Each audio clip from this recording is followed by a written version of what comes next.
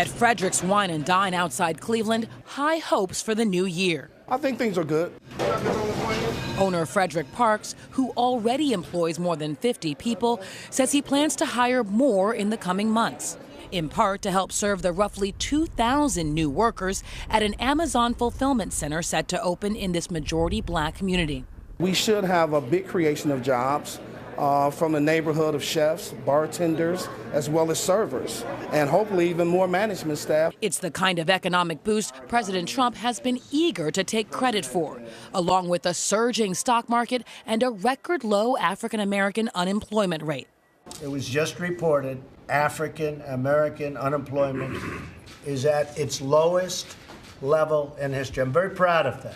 The jobless rate among blacks slid to 6.8% in December, though part of that drop could be attributed to fewer people looking for jobs. And the black unemployment rate has consistently been about twice as high as the rate for whites. Still, the latest good news is part of a long-term trend that began under President Obama, a fact not lost on Parks. I think that President Trump is sitting in a position where things have been set and already the roadmap was already there. Parks says Trump does deserve credit for the record-setting stock market. I have seen it definitely rise, so it's only fair to give him the credit for that.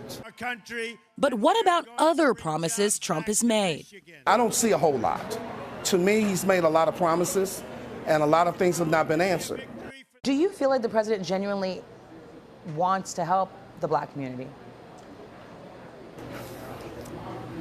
That's a tough question for me to answer. Parks is one of the 88% of black Ohioans who did not vote for Trump in 2016. And he doesn't appreciate some of his rhetoric when it comes to talking about black people, including recently calling some African countries shithole nations. Accountant Shirley Stevens shares Parks' views on Trump.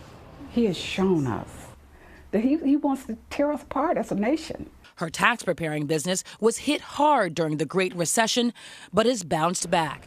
We regroup and we managed to grow. But while she agrees Trump deserves credit for the skyrocketing stock market, Stevens doesn't think the president's policies, including the massive tax bill the White House touts as a middle-class tax cut, are going to help her. I believe it's going to help the very rich.